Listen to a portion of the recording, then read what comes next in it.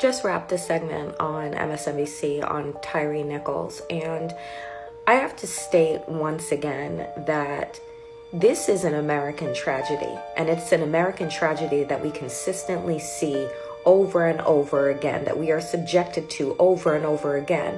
And we're told every single time that there's going to be reform, that there's going to be discussions, and we hear from whatever president is in office at that time that then tells us that things will get done, and nothing ever happens. It didn't happen for George Floyd. It didn't happen for Eric Gardner. It didn't happen for Tamir Rice. It didn't happen for Philindo Castile. It didn't happen. It didn't happen. It didn't happen. It didn't fucking happen. I don't know how long people have to stay out in the streets, right? I don't know what needs to be disrupted in order for us in America to get this done. Police are not here to help Black people. They never have been. That is not the history of policing in this country. Policing came out of the slave patrol, right? To stop enslaved Black people from getting free. And it does not matter whether or not the police that are in a blue uniform are white or they are Black. They follow the same code of disrespect and dehumanization. So until we begin to throw those cops in jail and hold them to a higher fucking standard than everyone else, because that's the oath that they take, right? So you tell me why, as a citizen, I need to show more fucking restraint and control than those that are supposed to be trained to serve and protect. Ask yourselves that. So until we get rid of, right, qualified immunity that allows police officers to do whatever the fuck they want, whenever the fuck they want, we're going to continue to have this conversation. We're going to continue to turn Black people into hashtags, right? To say and see pictures that say rest in peace when they had entire lives in front of them that were snuffed out in broad fucking daylight out in the street. I'm tired, as is every Black person in this country. We are tired. And once again, to my Black brothers and sisters, you do not need to watch that traumatic, horrific, disgusting, horrible video to show that you care. Because you know what? Welcome to Seen and Heard podcast. I'm Sharon, your host, and we have my co-host Chrissy tonight, and we're discussing the breaking news of the Tyre Nichols video that was released, and we're going to be discussing that. Hi, Chrissy. You said you were watching from New York. Yes, I am. This is a painful night for a lot of us. Sad truths of America. But it's like wearing on, like me, it's me speaking for myself, and then like a lot of people, because I read responses of what other people are saying after incidents like this, and they're glad that there is a semblance of justice, but it's not. We still feel hopeless because nothing's going to change. Like nothing is going to change, and it's only getting worse. Well, like you had mentioned in our conversation before, and like I said, the councilmen that were on on one of the shows I was watching from Memphis, like they said that they need to revisit the George Floyd Policing Act. I mean, like I don't know. Because Biden and Harris ran on that in 20 for their campaign. They ran on, once y'all get us into office, then we're going to pass this George Floyd Policing Act, which of course sounds all good because they're politicking, just typically politicking. But once they got in, like one of the first immediate things they did was it was happened with the Asian hate crime. They passed that like with a quickness. And then, which, rightfully so, the Asian community needs their protection and everything, just like all citizens really in this country should have equal protection. But their bill passed, no questions, no, you know, back, pushback, no nothing. And then so then after that happened, then the black community was like, okay, now what about the George Floyd Policing Act? And it just seemed like it was like a spectacle, like it was so drawn out, and they kept dragging it out. They kept making excuses and this and that and this and that. So then finally, when there was so much uh, uproar about it, then they finally tried to put it up for a vote, and of course it got blocked by the Dems and Kristen Sinema and By Manchin. who? It got blocked by the Republicans, Kristen Sinema Oh. and Joe Manchin. Hmm. So they No, I blocked thought that. you said something else, but I didn't hear you say Republicans. That's why I was like, by who?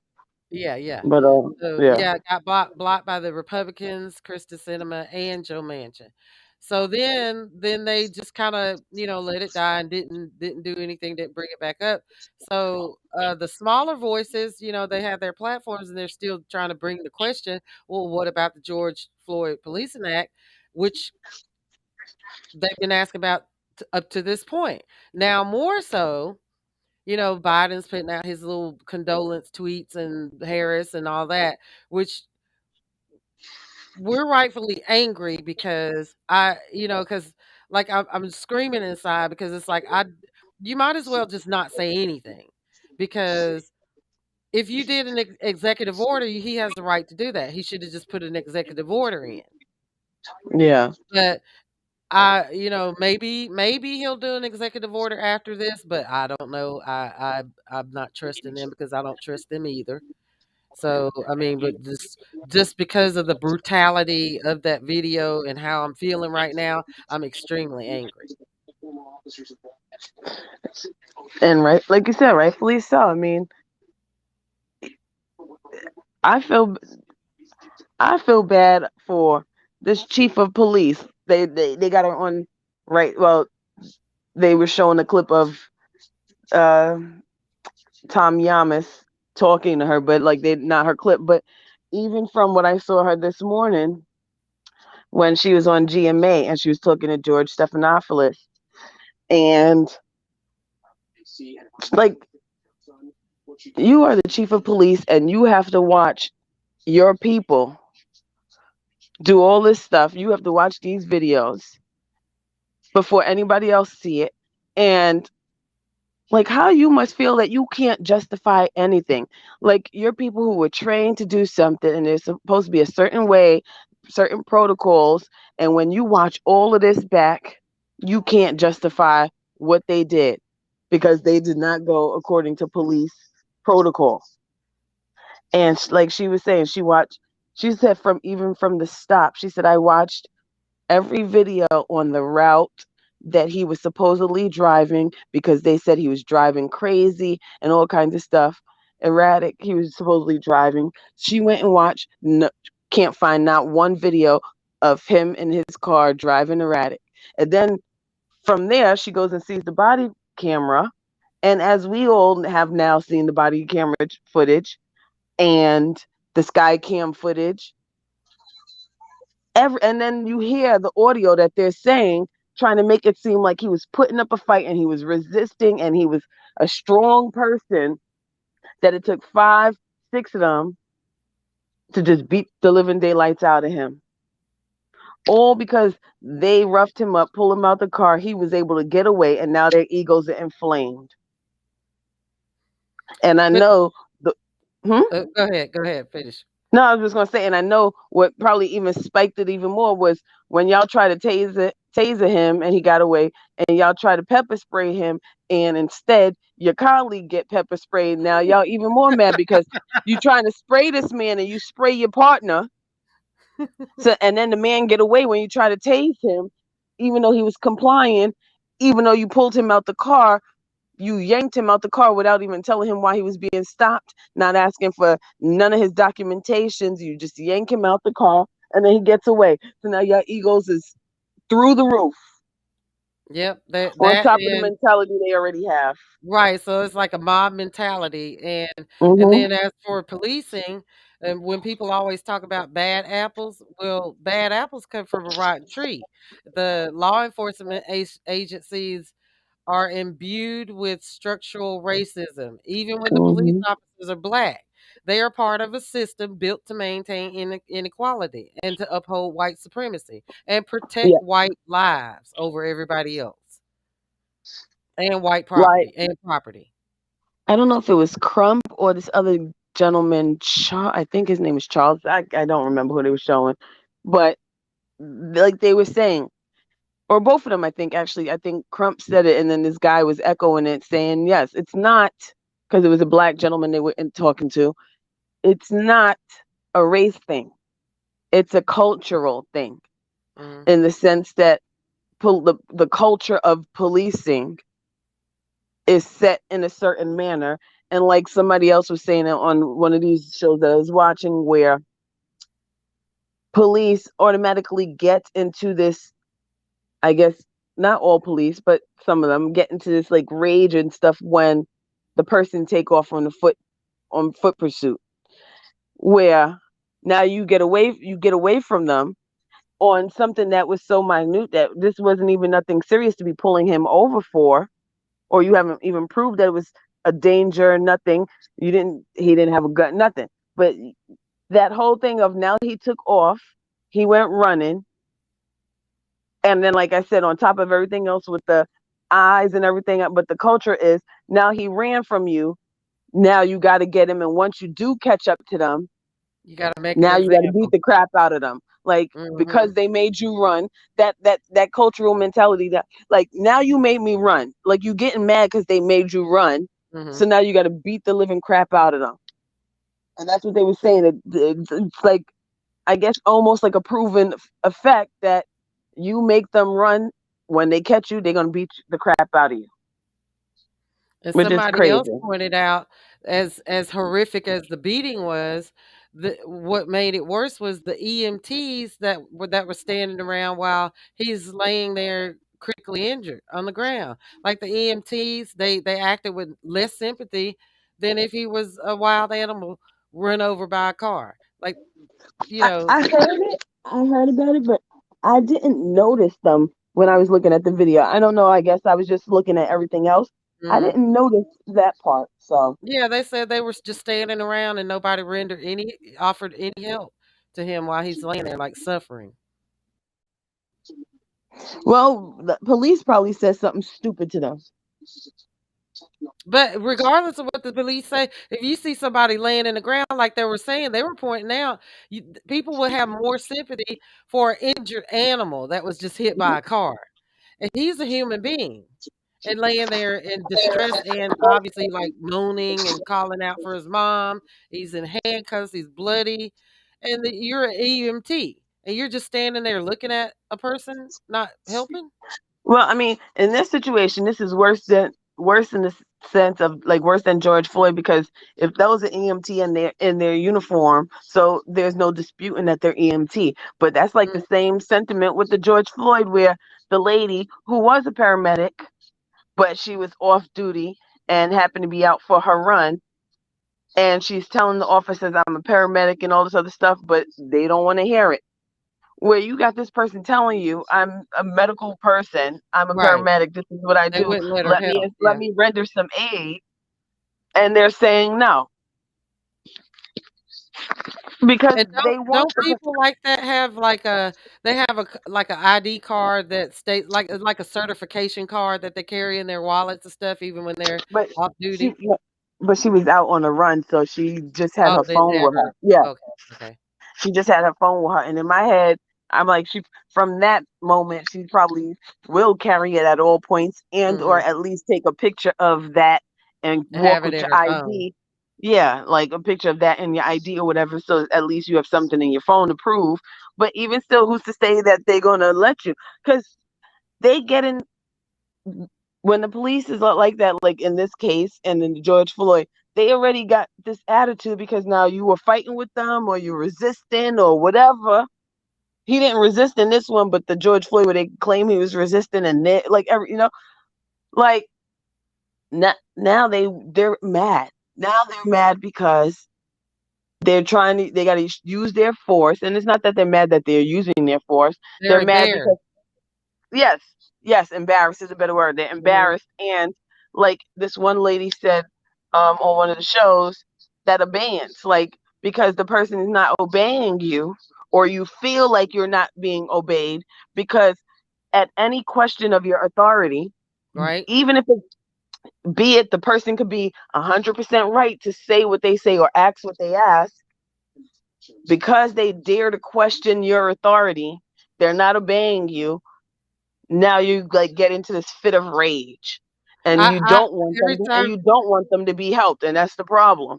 every time somebody says that, when you what made me think of when you said don't question my authority, I think of that Cartman. I think it's Cartman in what's Oh, that respect cartoon? my Yeah. authority. I mean, this is a serious situation, but I just automatically thought of that because I remember the Yeah, kids oh yeah. because You of must South Park. respect my Ah, authority. okay. South Yeah, Park, yeah. yeah. But yeah, so that George Floyd situation is even another example of how diversity will not cure racism because there was an Asian man. There was an Asian man standing That's right why next to the white no, guy. but that's why it's also the George Floyd thing was a mix of racism and Mhm. police culture, Right. because this video is clearly showing black on black Mhm. it's police culture also. Right. And I But don't the feel point is that mentality of yes. the POC, the minorities that are working in this police in this institution, they're upholding the institution of white supremacy, but they also have been indoctrinated with this mentality, regardless of them being uh, Asian or black. They've been and indoctrinated with that but mentality.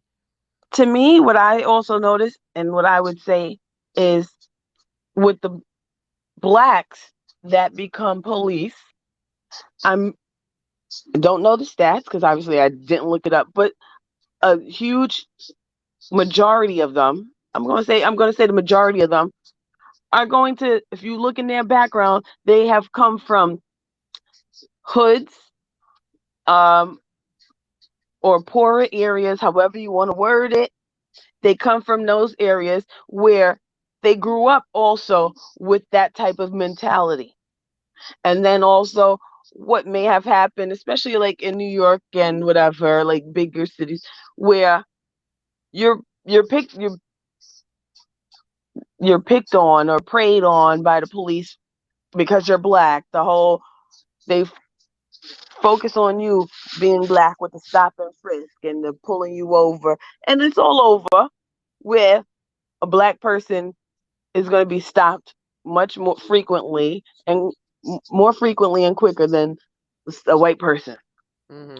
So like they also have that mentality, and they want to become police because they want to try to right a wrong. But then you already have a negative mind frame from the way you Implicit grew up. bias. That's what it is. Yeah. Implicit bias.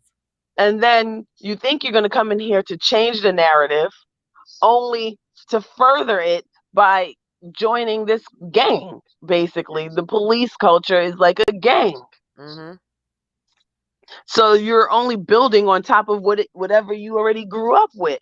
Yep, and that's where like the psychiatrist or psychological tests need to come in. If anything, this tell me if I'm like just spitballing. I'm just spitballing here, but any politician, anybody with a gun, anybody like in any area of power should have a psychological test. They all should be drug tested, even the politicians. They all should be psychologically tested. Like I would say every Well, what 6 months. I I would say every what 6 months. well I well okay. And then Maybe even they should. No. Maybe they. I was gonna say maybe they should do it more often. yeah, every Because six what I was months. gonna say is I know, at least with the courts, being that I work with the courts, My officers that work with the courts, when they go through their court training, there's like a psych test and questions, and they ask them, and the officers always talk about it, how they'll ask a question 5 different times, 5 different ways, Mhm. and rephrase the question, or they might say, well, you said that if this was to happen, you would do this, right? And then to see if the officer is paying attention, and and the officer be like, no, that's not what I said. Like they try to either flip the question or flip their response when Mhm. they do those testing to see what the officer, what their thoughts and their mind frame is. So like my officers had to go through a psych eval to become court officers. Just to become a court officer, they had to. Right. So one can only assume, as an officer of the law, a police officer,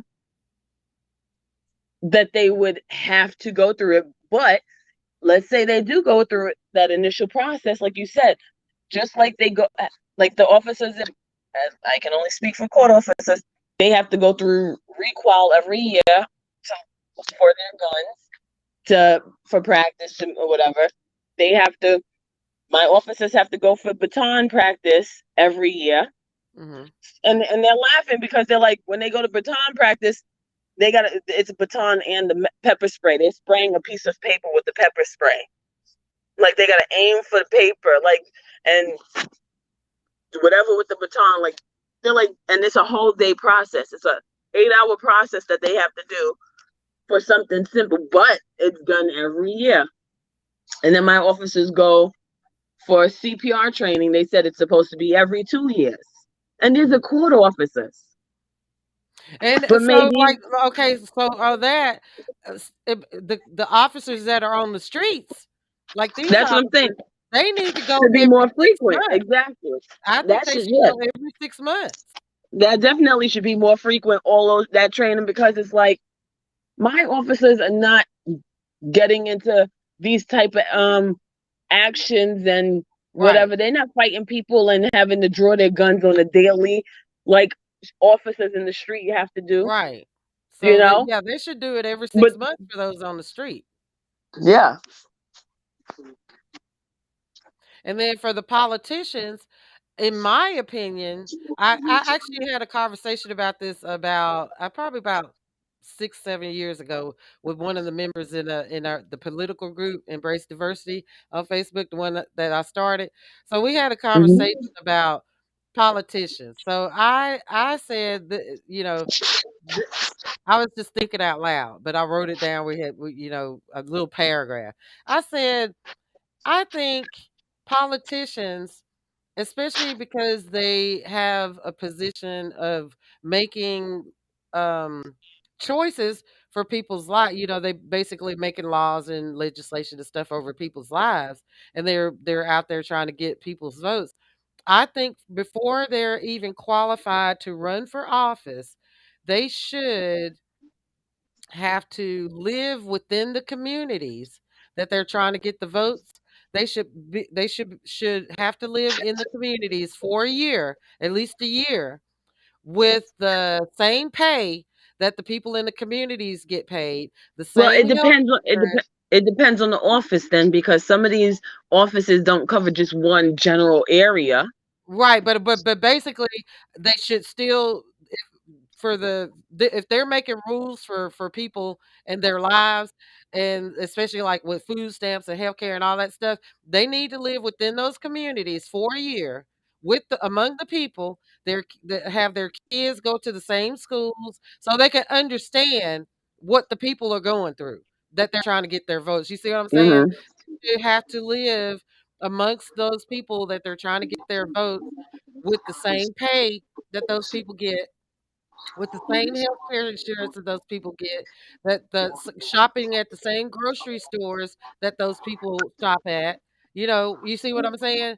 They should have to do that for a year before they're allowed to go out and beg it for votes, so they could get a position in government that makes choices for those people, so they can understand. instead of, because these people are making hundreds of thousands of dollars. They're able to buy stocks. They're doing all kind of, stock buybacks and this, that, so becoming multimillionaires. So they cannot relate to the people whose votes that they got. You see what I'm saying? No, I understand. So, besides that, they also need to be drug tested, and they also need to go through psych evaluations, because prime example is the Neanderthals in Congress that attacked our country: Marjorie Taylor Greene, Bobblehead Bobert, Matt pedophile Gates, and all those guys. They need to be drug tested and Well, psych like the orange man we had in power, them too. like this idiot Santos, Yeah, that one. disgrace to the New York race. I New mean, York, New I York mean, ain't a race, but he a disgrace to the New York race. Yes, we are a race. I don't care what nobody say. New York, being a New Yorker is a race. He is a disgrace to the New York race. I mean, that whole kind of story, yeah. So that's a top example. Exhibit My A. mother, my mother was a part of 9/11 and died, and from related things. Your mother wasn't even in the motherfucking country. But you know what? He is the result of orange orangutan not being held accountable. He is the prime result of that. That's No, but why and we have also him. no, but and also like what to go on to expound on what you're saying. Like if he was psych tested, if he was psych tested, and now like they were saying like the RNC, I think it was, or whomever, or it might have actually been the New York something, was saying like they weren't really fact checking people, but now they have to start because obviously everything about this man's life is a lie. Everything. His breathing is a lie. I mean, it's You know, ridiculous. It's ridiculous. I've never seen nothing like it. I he the mean, I'm type that be like, yeah, and the doctor told me I have a deviated septum, and because of my deviated septum, I breathe like a truck sounding, and like he would say some nonsense like that when I'm sleeping. Like, come on, get out of here. I have never And then seen and then wait, anything wait, like that. and then you take him to a nose doctor, and they're like, no, everything is perfectly fine. It's even. It's not deviated. Like, where'd that come from? You know, like, come on. I've never Man, seen that man, anything like it, but I don't know. but I can say that he is the result of the doofus in chief not being held accountable. He's a result of that. That's why we have him um, holding a congressional seat hostage. Well, I mean, the problem is that same doofus in chief got millions of other doofuses following him. Every freaking person that circled on his name and put it on that ballot and put it in there are all a part of his little cult, his Yep, little tribe, and there's a lot of that. yep, and that goes into the lack of education as well. Because I'm not trying to call anybody stupid, but it speaks for itself.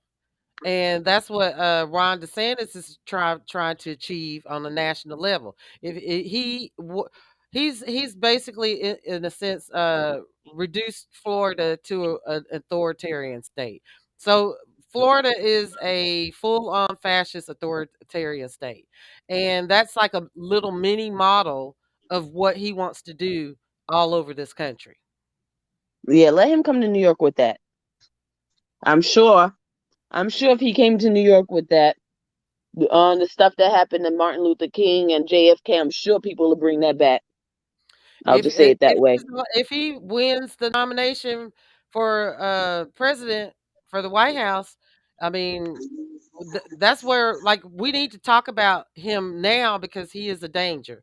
We need to keep talking about Hmm. him now up into election because people have to be aware that this dude is a danger. I mean, like I said, as Hmm. much as we want to laugh at all these shenanigans as spectacles that they're doing, yeah, laugh, but this is serious. We're in a crisis because, like I said, Florida is a mini model of what he wants to do for the whole country. And if he gets and wins the White House, we're screwed because that's what he's going to do all over the country.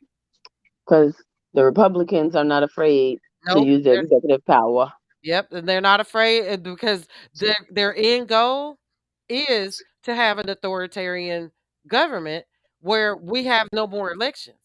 They don't want anybody in this country to And have any more legitimate democratic elections. So that's their end goal.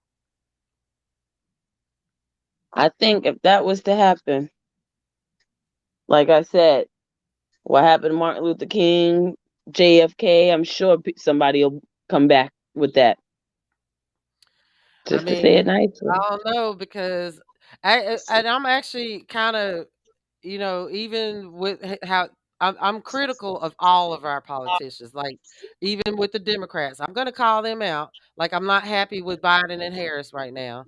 I am not happy with the minority POC politicians in the Democratic Party right now. I'm not happy with any of them because of like what's happening with this what happened with the George Floyd act and their response to police brutality. Because, like I said, they're just putting out these comments with no substantial um, goal to change the policing in this country, the rot in this country, and the institution of policing. So Hmm. they're just going to go about their business because they have security guards. They have gated houses. They have security on their homes. The rest of Hmm. us don't have that, and we are in danger. The United Nations and the Human Rights Watch, they wrote in 2021 how much danger. They wrote reports on how dangerous it was for Black people to exist in this country. And none of our politicians care about any of that. But you know what I'm saying? It's like this is the United Nations that wrote a report. The human rights people, they wrote a report about how much danger Black people are at POC in this country are because of Hmm. the police and because of the racial terror. So yes, I'm Hmm. very disappointed in these minority politicians in the Democratic Party.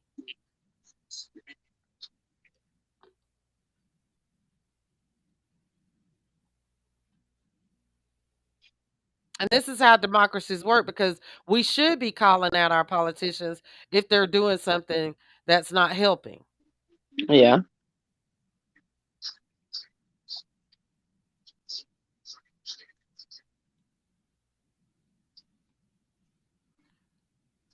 Let's see. Are you? Let me see. Is this mine? Okay, okay. Hold on a second. I'm gonna flip the camera here. Hold on.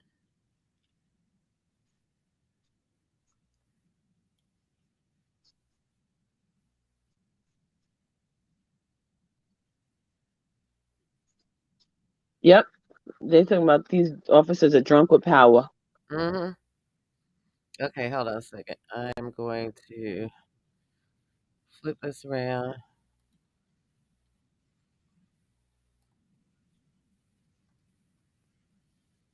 This country.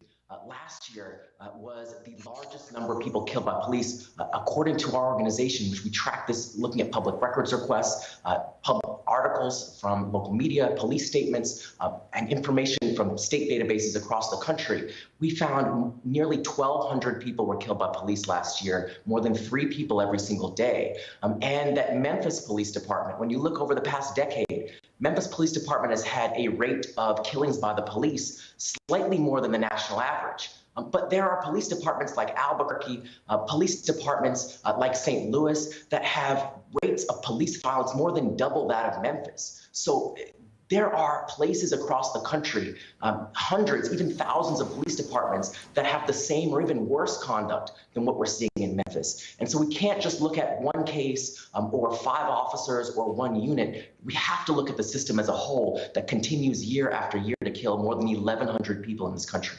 Radley, when you, to Samuel's point, when you talk about the system, when you even talk about the reforms that some police departments are undertaking, they don't seem to be working. I mean, Memphis, according to the reporting, had, like, in the last 2 years, instituted a number of reforms meant to cut down on incidents like this. A ban on chokeholds, de-escalation training. I mean, they were trying to implement the stuff that is really supposed to stave off behavior like this. So what is the lesson we're supposed to take from that? Well, I mean, they were doing some reforms, but they were also creating an elite police unit that was given the name Scorpion, right? I mean, we have a problem in police culture more generally, but I think Sam nailed it when he said that these elite units are sort of a concentration of the worst aspects of policing. I'm not going to say that beyond these units you don't see abuse. You do see much higher incidence of it. Sam mentioned the NYPD unit. That was the unit that killed Abner Louima. We just had a huge trial in Baltimore with the gun crimes unit there. Surprisingly, when you create a team of police officers and you tell them that they're elite, you tell them that they are sort of the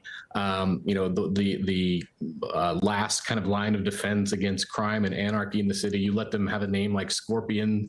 A lot of these units have, skull and crossbones or other kind of symbols of death as their motto or their logo. We shouldn't be surprised when you take a unit like that and sort of give them the implication that they're above the law or they get to bend the rules. And then we see things like this happen. It's changing police culture is not an easy thing to do, but we should at least sort of not go out of our way to contribute to it.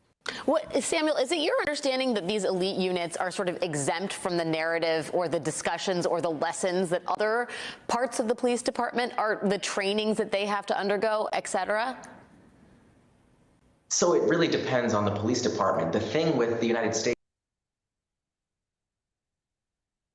there are 18,000 different law enforcement practices and leadership, funding sources, et cetera. And so it could be that case in Memphis, but it may be very different just, a few miles away from Memphis. And that's part of the problem, is how decentralized policing is. And that's part of the reason why we haven't seen much wholesale change with this system. Because for every 1, 2, or 3 departments that maybe does get a Department of Justice investigation, maybe they're required to implement a variety of different reforms and changes. For every one of those police departments, there's another police department that's moving in the opposite direction, that's doubling down on the policies and practices that got us in this mess, that's criminals, and giving them more authority to cause harm. So I think that the big picture problem is that the system as a whole is allowing for not only individual officers, but agencies, police departments, year after year to continue to kill people or harm people, Black people at rates much higher than white people, and without any accountability, without any systemic changes. And at best, even in every 2% of cases in which people are killed by the police, you get an officer who's charged, and less than 1% of officers convicted. But even that, is not going to wholesale change this system, because those agencies are still in place, those policies are still in place, those units are still in place. Radley, there is some talk about the relative youth of the officers involved in this. I think the officers charged in Nichols' death were hired from 2017 to 2020, and they were ranging from 24 to 32 years old. Do you think that factors at all into this? Is that a red herring? I mean, I know some folks, Mark Lasser, who's a former Memphis police agent, said he'd seen younger and younger men recruited to these kind of elite specialized street criming forces. Does that play a role in any of this? How do you see that affecting what unfolded on January 7th, if at all? Yeah, I mean, I don't think these issues are limited to younger officers, but when you create one of these elite units, which are supposed to be sort of staffed with the best of the best in the department, and then you staff it with guys who are 24, 25, 26 years old and, haven't been in the department for more than 5 years, you kind of have to question just how elite those units really are. The other thing, that we need to sort of think about is, the police officers who train these guys as soon as they get in, the field training officers, tend to be sort of the cop's cop, right? These tend to be guys who, it's not a particularly desired position. It also, in particularly corrupt departments, we've seen this in the LA Sheriff's Department, for example, the people who are recruited to those positions, those training positions, tend to be officers who have had a lot of disciplinary and corruption problems of their own, because there's this effort to kind of indoctrinate the recruits sort of early on so that they are a cop's cop, right, and not sort of the reform-oriented cop. So you take that, these guys who get that kind of training and then immediately put them in one of these units and tell them they're sort of elite and they have sort of special privileges. They maybe don't have to follow the rules that all the other department, the officers have to follow. I mean, it is a recipe for disaster. And again, I don't want to suggest that the only problems in policing are in these units, but I do think that we see a particular concentration of those problems in them. Samuel Sinyawe, founder of the Mapping Police Violence Database and the organization Police Scorecard, and Radley Balco, author of Rise of the Warrior Cop, the Militarization of America's Police Forces. Guys, thank you both for your time tonight.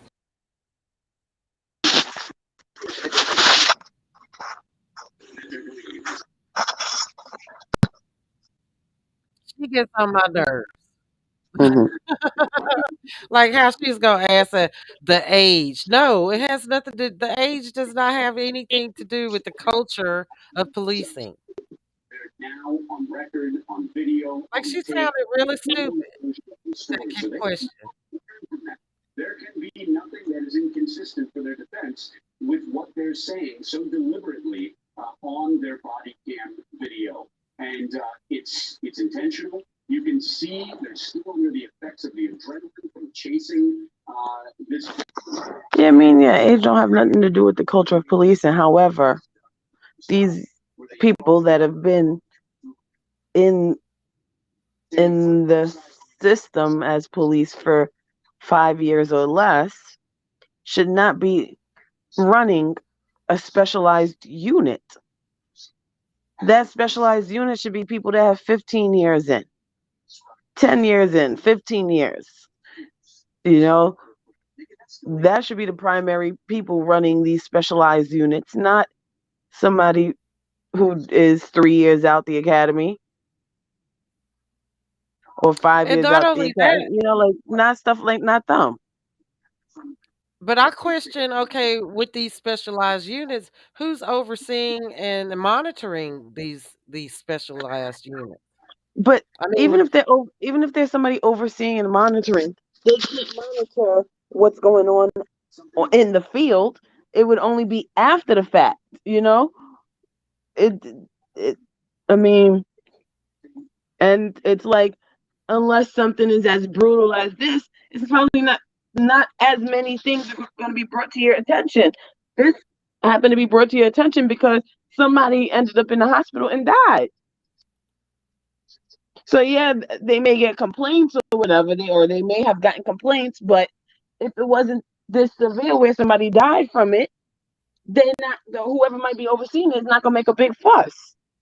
They're gonna be like, well, you did steal that car, and yes, they did catch you, or maybe they used a little bit of excessive force, but you should, that's the type of mentality that whoever's overseeing is gonna say. But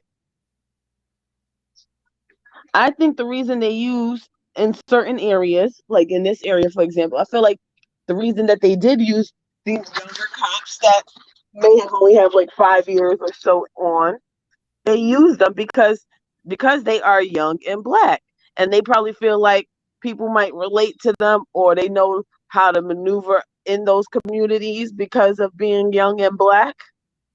I But I I that doesn't make it believe the right that move. that's the intention, but still a lot of black people know, because I've seen comments, especially for black men, that say, yeah, they'll put somebody that looks like me and has the same color as me in our community, because of those intentions, but because of the system that these black men or cops are working for, they still don't trust them. No. I'm not saying the people trust them.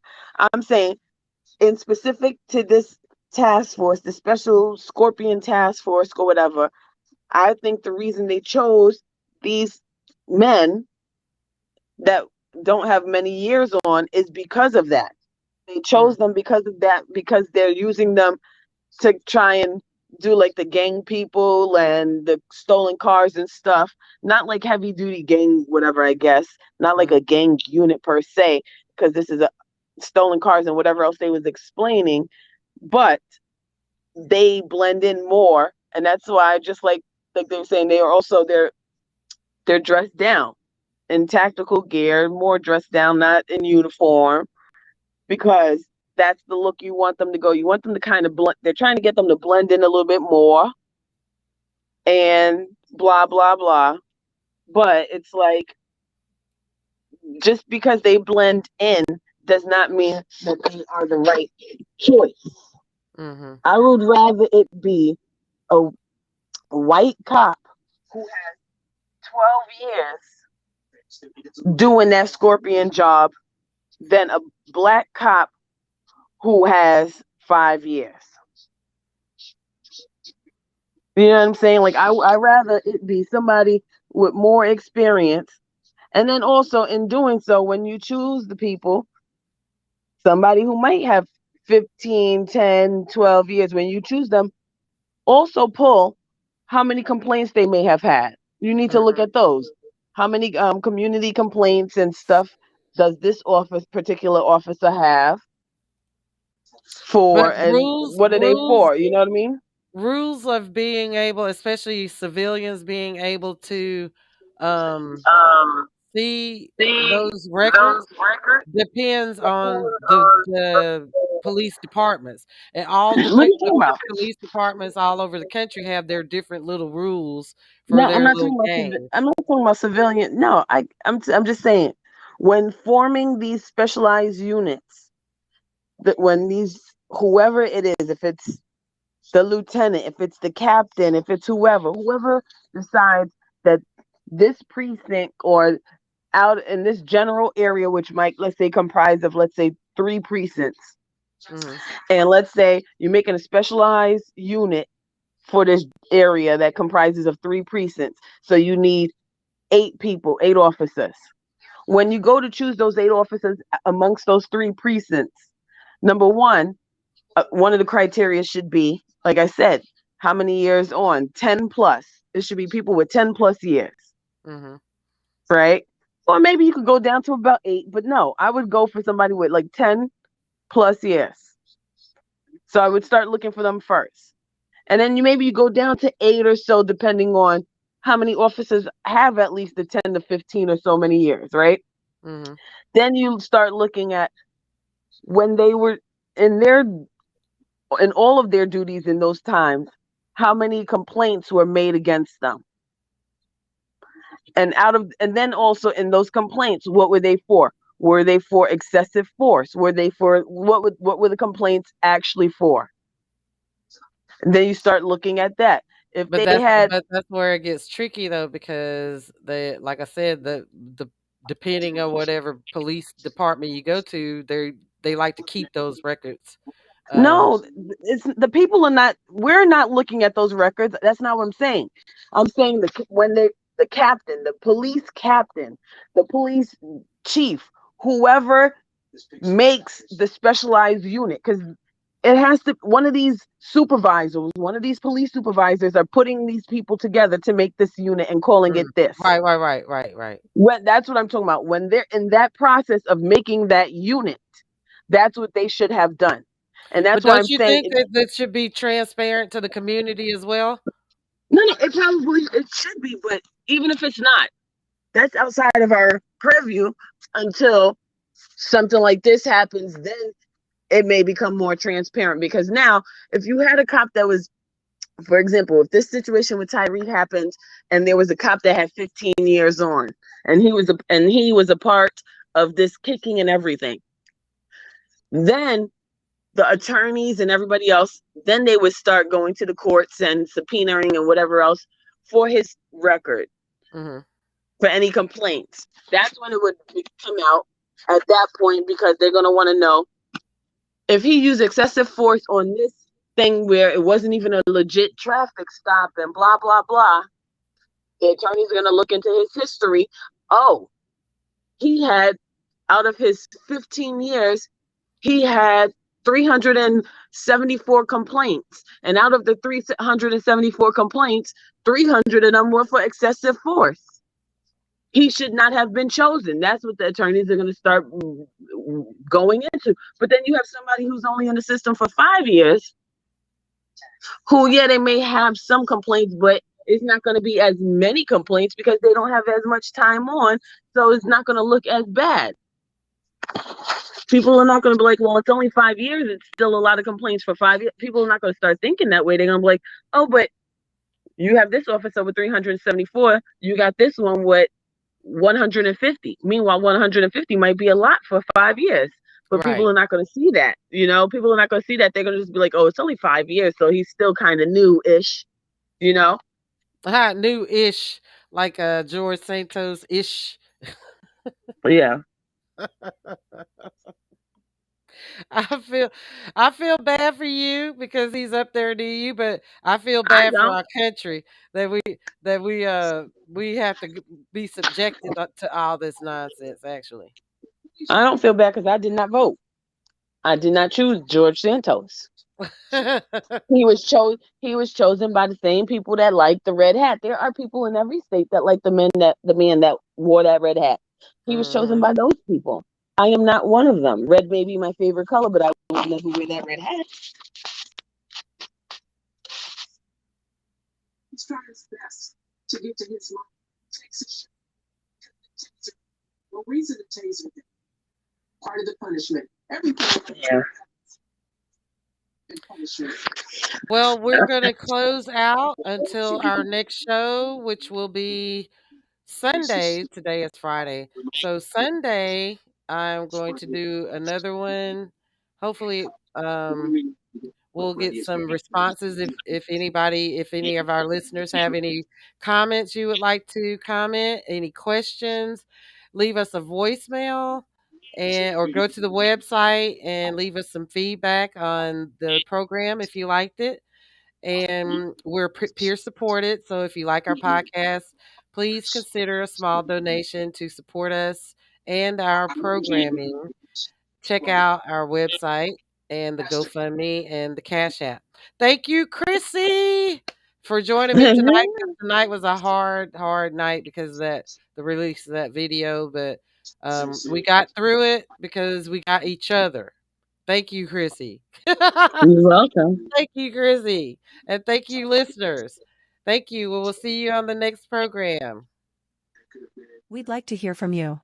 If you'd like to leave feedback, a comment, or ask a question, leave us a voicemail at 615-447-8290. City Scene Productions / Media Company and Seen and Heard Podcast are peer supported. All support is greatly appreciated, whether it is equipment or financial. Every little bit helps.